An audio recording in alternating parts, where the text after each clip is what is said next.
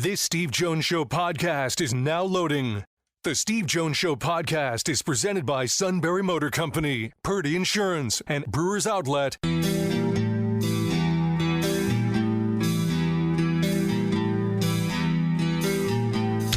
Bringing you an in-depth look at Penn State sports and more. This is the Steve Jones Show on News Radio 1070 WKOK. The Steve Jones Show is presented by Sunbury Motor Company, Purdy Insurance, and Brewers Outlet. Now, from the Sunbury Motor Studio, here's Steve Jones. Brought to you by Purdy Insurance, Market Street in Sunbury. Go to purdyinsurance.com. Auto, home, light, business, boat, motorcycle, RV. And yes, they will even do a great job of taking care of Medicare products. I know when I had an insurance need I needed a long look at, first call I made, Purdy Insurance. Market Street in Sunbury, go to purdyinsurance.com. Normally we do have, in this time frame, Neal Coolong, but he needed a little extra time. He'll be on at 2:35. Thus, I, as the host, will make massive adjustments. No. No. The best part of the whole conversation is he texted me at 12:45, and I said, "Can you do 1:35?" And they texted back at 1:45 and said, "Yeah, that's perfect." He thought I meant Central Time. Yeah, he's on Central Time. That's why. Yeah. Yeah. Oh, hey, that's fine. We'll get it done. It's all good. We'll talk about the Rodgers thing for obvious reasons. I mean, you know, I think it's logical. He's only going to play one more year. I mean, I think there's nothing but logic to it. I mean, he signed a one-year deal, and it sounds like that's what he's going to do, one more year. And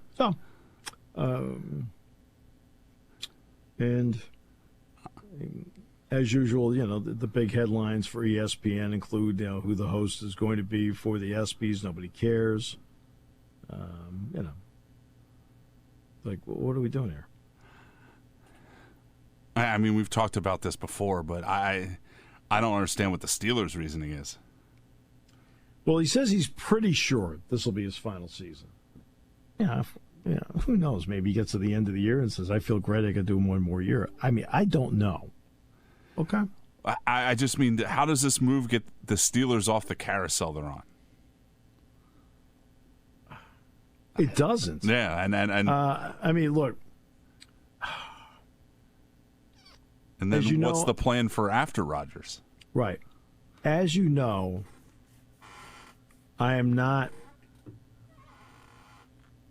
big on the idea of constructing a roster to lose to get a better draft pick. I mean, over and over and over again, I've seen some great draft picks that have happened and they weren't in the first 5. Okay? Or the first 10. And I'm all for constructing a team to give you the best chance to win. Do I think he gives them the best chance to win? Yeah. Okay. Now, you know, I have no idea how many wins, but I think he gives them the best chance to win.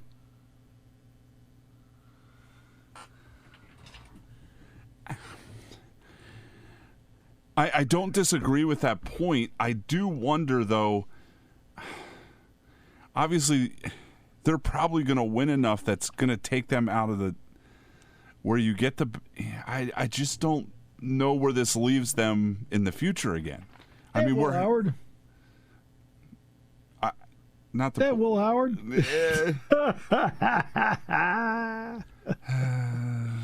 And I hope they're right. I mean, I hope for Steelers fans' sake, I hope they're right. But yeah,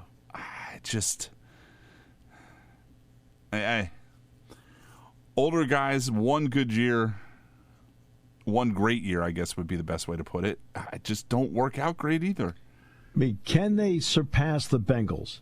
Yes. I know Burrow's special. Higgins, Chase, I got it. But they have enough holes where they're still not quite a great team. I say they still have to stop somebody. Right. And they've got problems at defensive end because the guy that's really great and established, they haven't signed. The guy that isn't established, they haven't signed either. Other than that, I think it's going pretty well. Did you see what that was? That they're trying to insert some sort of new clause into the first-round picks contract about the fifth year? Yes. They're trying to set a precedent because they think the rest of the league will then follow it.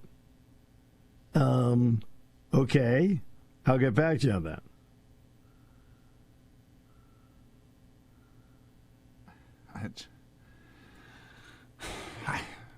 Also, in this year, this NFL, I'd almost rather be in the Bengals' shoes than the Steelers' shoes at this point. Well, they've got a long-term solution at quarterback, and they've got two electrifying wide receivers. Yeah, I mean, they've got what you hope, right? Yeah. I mean, if you're going to have a starting point, isn't that one of the starting points you want to have? Most definitely. Yeah, and that's what they have. The Steelers, outside of Metcalf, don't have a second guy that you're sure about. Their tight end is better than the Bengals. Well, they're about the same. I mean, because the Bengals have Mike, right? Yeah. Gesicki. And they have Freiermuth, so you're fine there. The running back spot, the Bengals are better in the running back spot. The offensive line we can debate, because I think the Steeler offensive line has a chance to actually be pretty good now. Because they're going to get the draft pick, Fatano, whatever his name is, from Washington. He should be there the whole year, which will be important. And then defensively, the Steelers are better. I mean, they've got Fitzpatrick, they've got Watt, they've got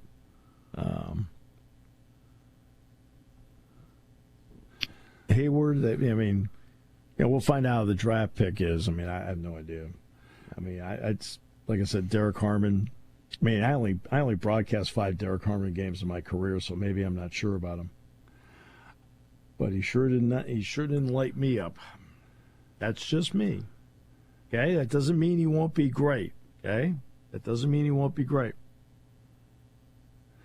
I just feel like if this was 1999, I feel much better about the Steelers. Their style of play, it just feel like there's no margin of error for them in this modern NFL. Because even if you have a great defense, you're still giving up 3 scores. That's a very good way of putting it. I agree with you on that their margin of error, and look, I mean, and this is a lot of this is my Penn State basketball experience here. But as you know, in Penn State basketball, 43 seasons going on 44, I've seen a lot of teams here where the margin of error was thin, and it's hard to live that way. Hard to live that way.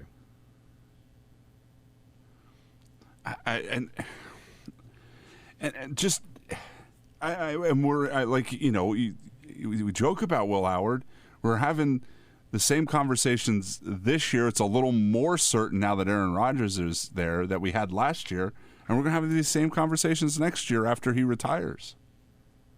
Could, yeah, could very well have the same conversations. I'm glad I'm not stuck on this carousel with other people. I'm trying to remember. What's your team again? What's your team again? Seahawks. Oh, that's right. I knew it was something that was completely different. I mean, you now have Sam Darnold. That's not bad. Hey, Steve. Dick from Milton on the line. Dick, how are you today? It's great to hear from you.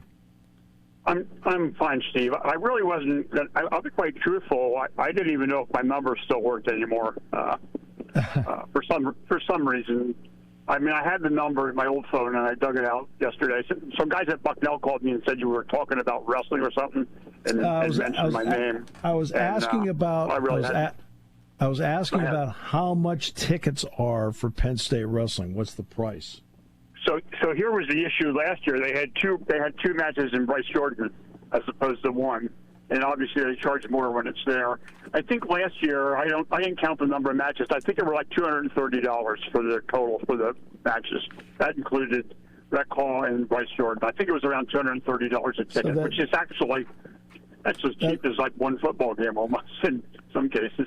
You know? That would be about $25 to $30 a match. That's probably right. I mean, they obviously charge a little bit more, and somewhat more in Bryce Jordan than they do in they do, and obviously, and they don't always have two matches there. They did last year. They had two there, and I don't know if it was I had something to do with something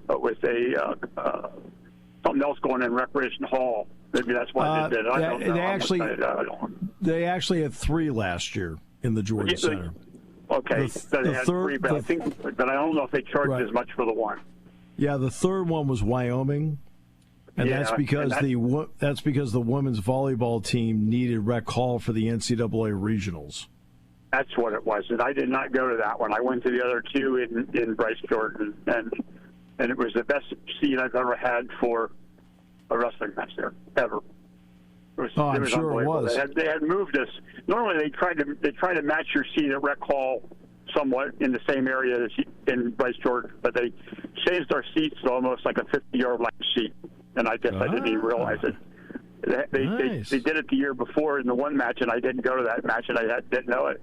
I couldn't get a better seat than that. It was excellent. The best team in the country to wrestle.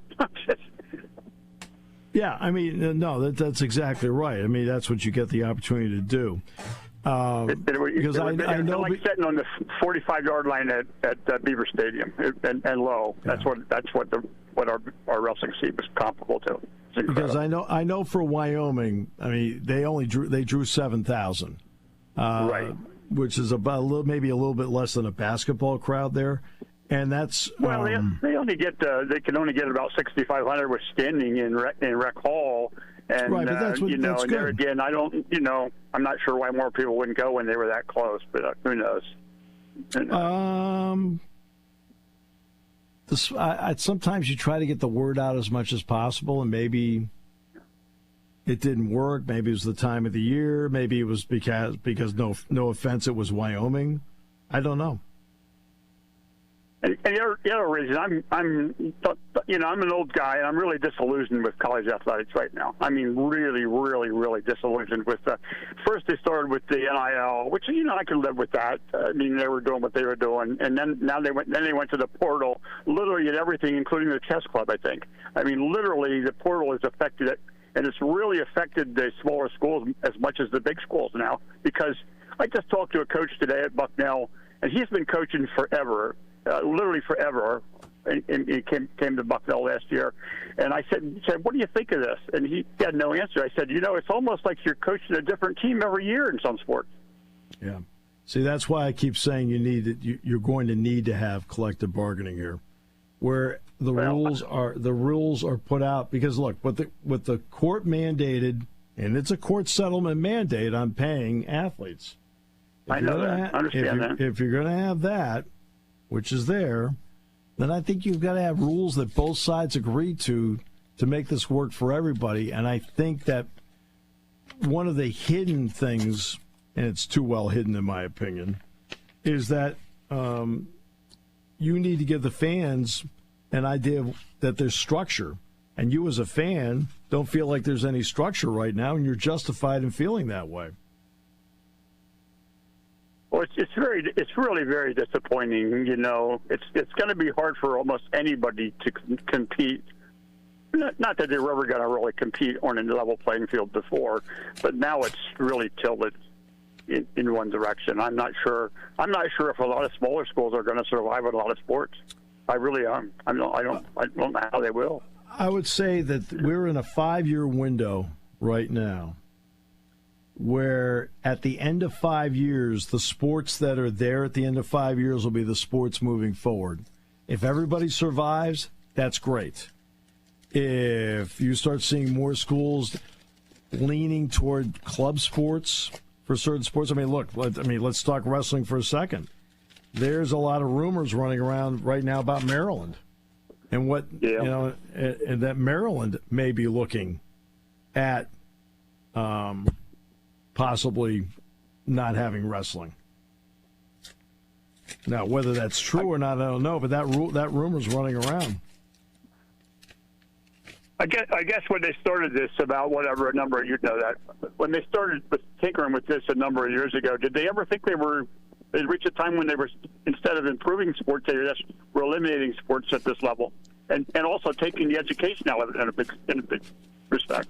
To me, they have. Why would anybody go to college to get an education anymore? Hell, you just get paid to play your sport like you do almost like a minor league baseball team or basketball or football team.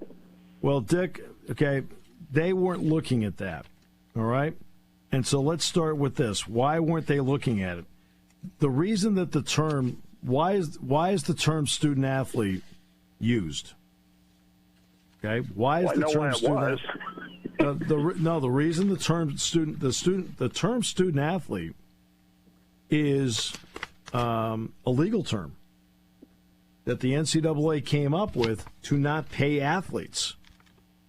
Right? In other words, they did not want them to be paid. So they came up with a term, student athlete. And that's what it's all about. And so all they've been doing, Dick, is, I don't like the term, but it's the best one I can come up with off the top of my head, kick the can down the road, keep delaying it. And why were they delaying it? Because they were trying to ensure, as an organization, the NCAA, their own survival and power. And that's what it's about. And because of that, we're now in this situation because they didn't address it 25 years ago and come up with a solution that everybody could be comfortable with, because they didn't want to do it. And that's the reason why that we're in the situation we're in now, because people were trying to justify their own jobs and save their own jobs, and they felt that by paying athletes, they'd lose their jobs. Well, they got themselves in a situation that I don't know they'll ever know how to get out of it. In fairness to the student athlete, I'll put it to you that way, in my terms, because they're just treating the sports like it's almost like a professional level, and they're not all professional athletes in any sense. And I think it's really sad when kids go to high school, and that's another thing. Kids that go to high school now with the hope for going playing sports in college, they're actually competing with kids that play 2 or 3 years at the college level. So yes, a lot of college coaches aren't even looking at high school kids. That's exactly right. No, that's exactly right. What it is, and I've mentioned this before on the show, as you know. I've said that it has hurt the recruitable athlete that is really, really good, but not one of the top 150 guys or women, because people want to, quote, stay older. And in the desire to stay older, that means the transfer portal. I was going through Providence's basketball roster actually this morning. And, Dick, the number of transfers they have, it's all transfers. They signed 3 guys. That's nice. Everybody else played somewhere else last year. And that's because they feel they have to be an older team, and that's the way to do it. You can't be older through recruiting. You can be older immediately by going to the portal. Well, the league, the conferences themselves could take some control of this by at least they could do this on their own, where you couldn't. Some kids you couldn't make them. If you transferred in there, you couldn't leave the next year. They could little things. They could tweak it on their own, even if the NCAA wouldn't do it. Well, you are correct, but at the same time, the first conference that does that puts its competitive area at in jeopardy. It's in jeopardy. It's going to be used against you in recruiting. You don't want to go there because you want to transfer. I understand that, but right? I'm an old guy. I have no idea where this is going to be 5 years from now. I know where it was 5 years ago. 5 years from now, I have no idea. Right. And the other thing that makes it just as bad. This is nothing against any team in particular, but you can't. You have to have pay for every platform to watch the events. Oh, I agree with you. That's mind-boggling. People have a lot of money, just open up their own platform, and then they put, just like having that NASCAR race at Pocono on Prime or somewhere. It's on Amazon I'm Prime. sure there's a lot of people subscribed to Prime, but not everybody that's a big NASCAR fan wants to go out and get Amazon Prime and support Jeff Bezos just to watch a damn race. I guess I shouldn't even be going into this. It's just. I'm more than frustrated, Steve. I'm more than frustrated, and and I'm going to let you go. I haven't called you for a while. Maybe these kids are really good baseball players at camp there, and they can make the Orioles. I can't. I'm completely with you on the TV part of it, where everything is scrambled all over the place and there's no dependability.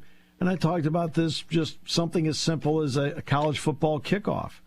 You're telling me you can't do all the kickoffs for the entire season and then have the option of flexing a game or two in November? Like in Indiana. I heard you talk about that last week or so, 2 weeks ago. I heard that. In Indiana, for example, comes up and you're like, well, we schedule them at all these noon games. We probably ought to put them in prime time because look at the season they're having. That's what I mean about flex. Yeah, that makes sense to do that, right? But they do it in such a way now where sometimes you don't know until 6 days ahead of time what time the kickoff is. Come on, this isn't the Manhattan Project. It's a TV show. Ridiculous. Well, anyhow, it was nice to talk to you. I don't know what else to tell you. I'm very frustrated. One of the things I used to call in the morning on the Mark show once in a while to talk to McGrahan and those guys. And of course, sadly, he passed away. And so maybe I don't listen to talk radio as much as I did. I do listen to your show if I get the opportunity. I mow grass. It's nice talking to you, Steve. You guys have a good day, and maybe I'll call again sometime if I'm really mad about something else. Hey, you know what? But your feelings are justified. So I completely understand where you're coming from. I just want to know, how is the lawn? It's good. It's not going to grow for a couple of days with all this heat, and I'm not going to mow grass in all this heat anyhow. But anyhow, I'm waiting for the NCAA to give out, if they're really smart, to give out the Jim Thorpe Award now, because he's the guy that suffered most of all this damn portal stuff and paying these athletes. Yeah. Sadly. Can you imagine what they pay guys like him? Right. Well, imagine. I have to vote, by the way, for the Big Ten Male Athlete of the Year. And I'm not supposed to give away who I'm going to vote for, but it would be somebody that you watched a lot in the last 5 years. How about that? I got you. Must be a wrestler. All right. See you later, Steve. In the last 5 years. Okay. Okay. Yeah, I actually have to vote by Friday for the Big Ten Male Athlete of the Year. Now, I did send in the suit hitting the railing over at the country club, and I guess it was honorable mention. That's athletic feat of the year. They were stunned when I told them he did it twice. They said, now that's a feat. And I said he'd be better off playing golf with his feet. Summer is here. Is your vehicle going to make it on those summer trips? Don't disappoint your family. We want to see you in a Kia from Sunbury Motors Kia. Want to see you in a Kia. Sunbury Motors Kia. With Kia Finance bonus bonus cash, low financing, and 132 new Kias available, Sunbury Motors Kia can get you on the road in a new Kia. Choose from either $1,750 Kia Finance bonus cash or 1.97% APR for 60 months, combined with a $500 sticker bonus on select units with plenty ready for immediate delivery. They also have a great selection of 2026 Kia Sportages on the lot with many more on the way. And if you're looking for an awesome hybrid, SMC has plenty of fuel-efficient Sportage hybrid models to choose from. Remember, every new Kia comes with a 10-year, 100,000-mile limited powertrain warranty. Sunbury Motors Kia on the Strip in Hummel's Wharf. Warranty is a limited powertrain warranty. For details, see dealer or go to kia.com.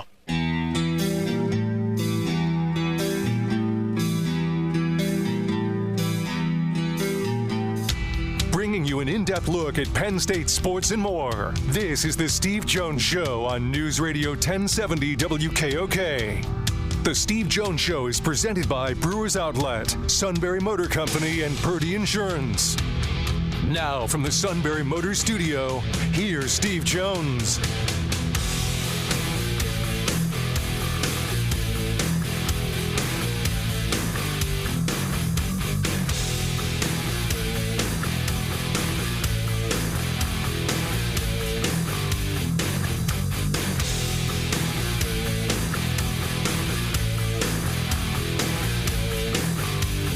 And great to have you with us on this Tuesday. This half hour brought to you by our good friends at Brewers Outlet, Reagan Street in Sunbury, the beverage supermarket. Imports, domestics, microbrews, the best selection of beer anywhere. Wine coolers, water, soft drinks, snacks, lots and lots of snacks. There was their peanuts fresh and hot every day, 6 great flavors of slushies, and the pickle bar led by the barrels and the dills, indeed second to none. All at Brewers Outlet, Reagan Street in Sunbury, the beverage supermarket. Neal Coolong joins us. Welcome, sir. Always a pleasure. As always, the pleasure is all mine. I hope you guys are staying cool out there. Yeah, hanging in there. Got one more day of this, and then it gets back into the normal range. How about that? Yeah, it's good. Not bad. You want that this time of the year. Normal is good. Okay, so the Aaron Rodgers says it's not definitive, but he feels that, hey, look, there's a chance it's going to be his last year, and it's a 1-year contract. Okay, so I mean, let's start with that. Okay, and when you look at that, can you put? I can see the logic from his point of view. Like, I'm going to be 42 in December. The Steelers only signed him to 1 year, so I can see that part of it. All right. How do you view the logic of it, Neal, from the point of view of what the season means and what you can and maybe might not be able to do? I think, you know what got me thinking of was how you see, not all the time, but far more often in other sports, veteran players retiring closer to, call it the replacement level. They're serviceable in a lot of ways. More of the issue is they've been making $20, $25, $30 million a year. They're not going to make that anymore, and they don't feel that it's worth playing another year. When it comes to quarterbacks in the NFL, they aren't typically retiring on top, so to speak. I mean, I know Peyton Manning won a Super Bowl, but he might be the worst quarterback who's ever won a Super Bowl in the season that he won it in. He was horrendous that year. Tom Brady's last year, not good. Ben Roethlisberger, Matt Ryan, Phillip Rivers, Eli Manning. These are legendary, if not Hall of Fame, very close Hall of Fame level players. Quarterbacks in the NFL don't end on top. So if Aaron Rodgers is saying in June, and presumably this has been his thought the entire time, that this is the last year, I'd say that's a more negative sign from him than anything else. coming into a year in which the Steelers are, you can't define it anything more than a transition. They don't want him they don't want him for 2 years. They didn't sign Justin Fields because he wanted a second year of guaranteed money. They weren't going to give it to him, even partial, which is what he got from the Jets. They're looking to move on from whatever quarterback they have this season, next year. The writing's on the wall there, so there's definitely a fit between those two. But the idea that Rodgers, as a player, feels that this is it, this is his last dance, it fits, I think, where we saw of him physically. It's just more, is that an indication that he hasn't put the work in? Because he knows at this point now it's running out the clock. It's the last day of school. You're not bringing books. How much work is he going to put into it? Now, of course, he's going to tell you up and down that this is what he does, and I'm sure that's the case. But this is also the same mindset that would have you thinking more of your legacy rather than your next minute. And when it comes to preparation, you're not going to survive in the NFL if you're not doing that. So if it's more of a mentality of, a farewell tour, or, you know what, I used to put in 18 hours a day on this. I really don't feel like it now. This is it for me. I've already come to a conclusion. Well, you've already retired in your mind. And this is kind of what Chuck Noll meant when he said, if you're considering retiring, you already have. I think that's sort of the message that it sends off. Now, it's Aaron Rodgers. Contrary to his own view on the matter, I don't know if he necessarily thinks through everything before he says it. And having a very visible media spot on a weekly basis 12 months out of the year, probably not the best idea in terms of sticking to the status quo of what you probably should say, to not create the narrative, not create the questions that now have to be asked and answered. That's kind of the way that he approaches this. I don't think that he necessarily cares. What I know is we'll find out very quickly whether or not physically and mentally he's going to be into this. I don't know. Let's be honest. It doesn't take a whole lot for a quarterback in the NFL to be at the average level, which is to say the 16th best quarterback in the NFL is not very good. It doesn't seem to need to do a whole lot to be not very good. Right. We'll see where he falls in that spectrum, but I don't have a ton of faith that you're looking at a real high-level player, certainly within the best division in the game in terms of competitive quarterbacks. So there's a lot to go through still. We'll see how much leeway he's going to get within the offense. If they can really draw up the stuff that he can do well and limit him from having to do the things he doesn't. But I would worry for sure the level of preparation that he would have would sink day to day. But at the same time, the Steelers made this bed. They wanted a quarterback for 1 year, so this is kind of what you're going to get if Rodgers is the guy that you wanted. I mean, he's not there to sell tickets. That's not an issue. It kind of makes you ask, okay, what is the plan? So, Neal, what's the plan? I don't know. And I say that with a lot of experience because I'm not sure what the Steelers' plan has been the last couple of years. Yeah. What I know is the things that they have done that seem to be connected to a more longer-term purpose have failed miserably. They've had a collection of bridge quarterbacks. This might be the best bridge quarterback that they've had. It might not be. I thought, and this goes against this goes against popular opinion because of really how the season ended, but Russell Wilson was by far and away the best quarterback the Steelers have had since Ben Roethlisberger. At the same time, that turned back into a pumpkin after, 12 games, whatever it was. Mm-hmm. I would feel more of the idea now is finding something that can get them through this season because they know a large part of their future is going to hinge on their ability to find a quarterback. You've got a good quarterback draft next year. They've got a lot of mid-round picks coming up, which are not replaceable with the top picks, but it does suggest they have the scratch to be able to handle having a complement of young players come in. They're cheaper. If they're functional, you want to bring them in because they're cheap. You can fill out your roster that way with young talent that you're developing, and then be able to justify giving up premium picks to move up and get the guy that you want. That is to say, I don't think that they want to bring in 11 rookies next year. I think they're going to move some of these picks. They have the capital to be able to do that. If they finish, say, I don't know, with the 18th overall pick, they could move up presumably to 12 by using some of that extra capital that they have coming from compensatory picks, coming from the George Pickens trade. They'll have the ability to do that should they feel the need to do that. I think that's what their plan is, and I know that it's storybook-like for some people, the idea of drafting their next quarterback in the first round in Pittsburgh in front of their home crowd.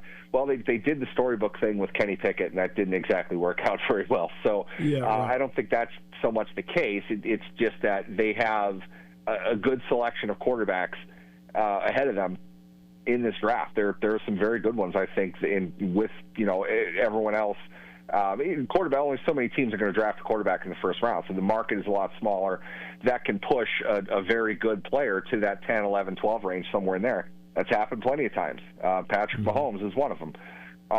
If you can make a move to get up and get a player that has that type of potential, you're going to do that. I think that's what the Steelers kind of have their eye on right now. If they have to stay wherever they are, that's assuming somehow that they finish 8-9, 9-8. Certainly not a guarantee. If they finish worse than that, they might not have to use that capital for that. Maybe they can do something else with their pick. Take a quarterback and make other moves within that round, within second, third round.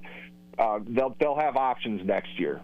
Therefore, I think this year is really just about let's put the best defensible team to our fans that we can on the field. Let's be as competitive as we can be. We're not going to try to lose, but we also know that our future is really going to be determined next year more so than right now. That's why it's okay for us to have a one-year quarterback that we're apparently both on the same page. It's absolutely only going to be 1 year, not a Mitch Trubisky, you failed after 4 games to just sit there and collect checks until we might need you due to injury in the future, 1 year deal.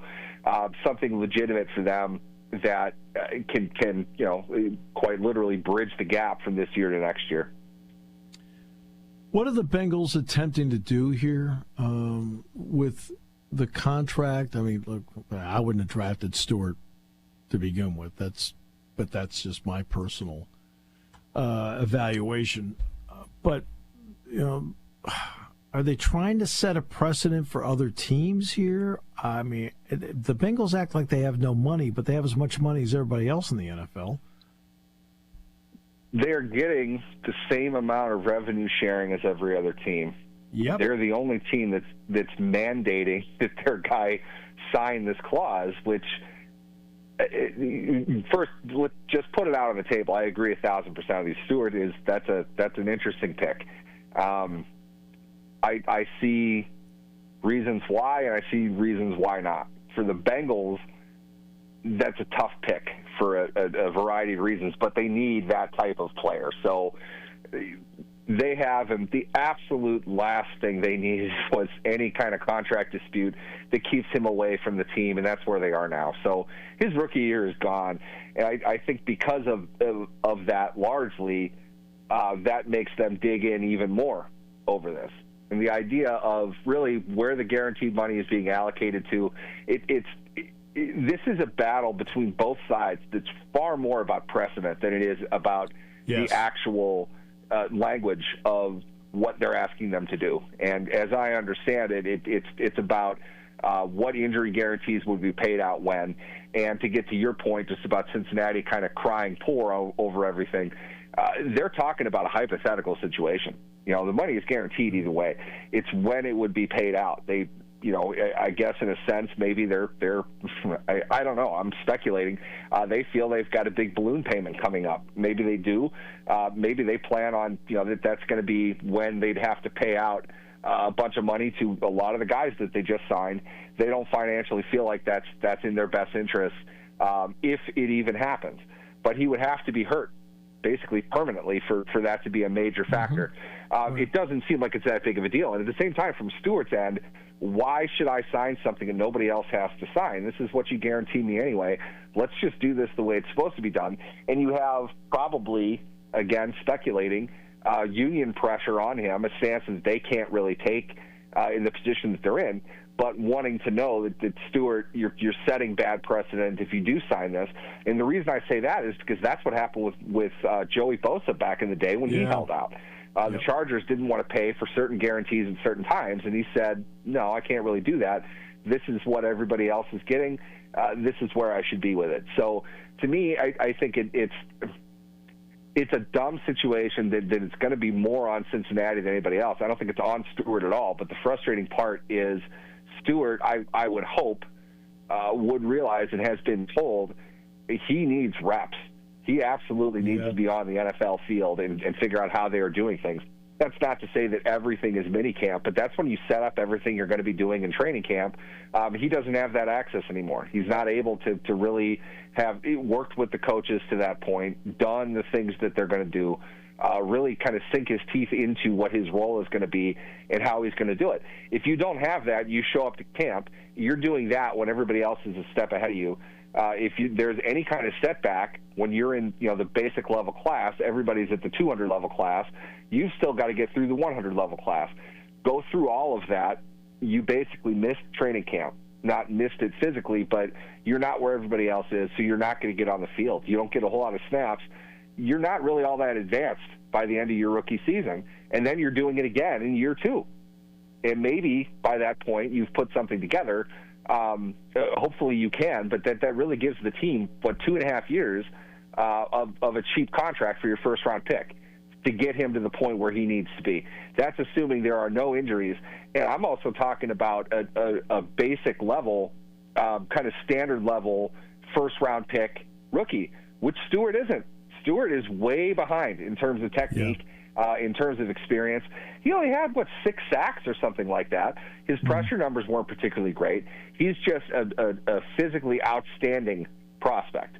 A guy like that is a gamble. He's a project. He's got a lot of work ahead of him, a lot more than I would imagine several edge rushers within this class.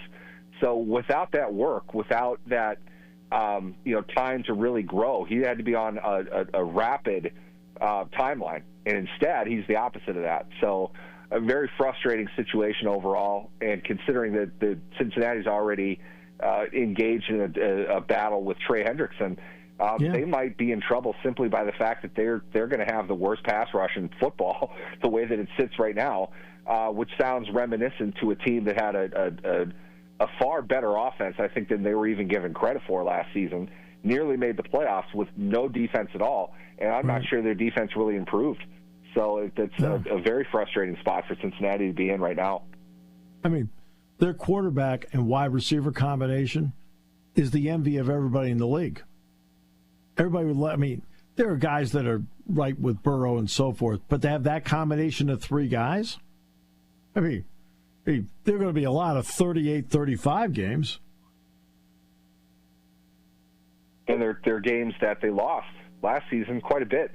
you know, I can say this. I know Jamar Chase, I think, is second to Justin Jefferson as far as the best receiver in the game, and there's not a huge difference between the two of them. You're perfectly happy with either one of them. The Steelers wanted T. Higgins. I know that they wanted T. Higgins, and they would have paid him what they paid Metcalf. If they were able to get him now, Frank, that would have been a huge deal. So you're looking at 2 guys that are over the $30 million average plateau within the league. That's the level of respect that they get. They're that good, and they're worth every penny, in my opinion. You put Burrow on top of that, these guys are, to put it mildly, going to be difficult to stop in their passing game. You don't have any ability at all to stop the other team with less talent from doing the same thing. And to throw another year, now they're all expensive. Keep that in mind. They had these guys cheap. Were able to put together a nice run, make it to the Super Bowl, came close to winning a Super Bowl. Haven't sniffed it since. Missed the playoffs last year. To waste another year with all of that, it would be maddening, just considering these are all things that really you should take care of. If you're investing that much money, it really kind of means you got to invest more to balance everything out. You've got to put something worthwhile on the other side of the ball, and I'm not sure that they've done that. And not that Stewart would have, but the Hendrickson situation, you probably should have figured out already anyway. And if you did draft his replacement, you took the rawest guy that you could have, and now you're basically running a clown show as far as his contract goes, guaranteeing he's not going to be valuable to you this year. Mismanagement in several ways, in my opinion, for what would have been an excellent offseason, one that I didn't think that I wasn't giving them the benefit of the doubt. I didn't think they'd get all the moves done that they did, and they did. But the Hendrickson thing should have been resolved by now. They're banking on it. They're banking on him playing. I feel like they're going to have to trade him at some point, but they don't have anybody else, so they really can't. That gives Hendrickson more control over the situation than they would probably want him to have, and they don't have anybody to back him up. So this could go south in a hurry for Cincinnati. And to their credit, it is. All right, so, Neal, always a pleasure. Thanks for working everything out today. Absolutely. Thanks for having me, guys. The great Neal Coolong joining us on the show today. Winding down for a Tuesday. I'm off to Williamsport tonight. See the Cutters and the Spikes play head-to-head. Actually, this late in the season, I think it's the latest I've ever gone up to Williamsport to a game. Jeez, how many years in a row did they open with each other? Yeah, I mean, over and over and over again they opened. Now, here's the other part. This is actually a 6-game road trip for the Spikes because all 3 of these games are at Williamsport, then they go to Trenton. So I have to do the up and back here 3 straight nights. You're not doing the 3 at Trenton too? No, although I could go to dinner with Girardi because Dick lives across the river. There you go. You know? From Trenton. Except you'd have to drive to Trenton. Trenton. Yeah, I know. And I have. In the past, I have. What's that sign they have in Trenton on the bridge? Where America works? I don't know. What the heck's that called? I can't remember. I don't know, but I have at least twice made the wrong turn leaving my brothers and gone across the bridge to Trenton unintentionally. Oh, no, that's Camden. He's down at that end. My bad. Southpaw. Yeah. Southpaw. It's pointing toward Camden. Southpaw. Wow. All right, so back tomorrow, and maybe a little less heat tomorrow. Yes. One can dream. I'm covering a Little League game. I hope it's a little less hot. I hope so, too. It has been, as Dick Girardi would say, brutal.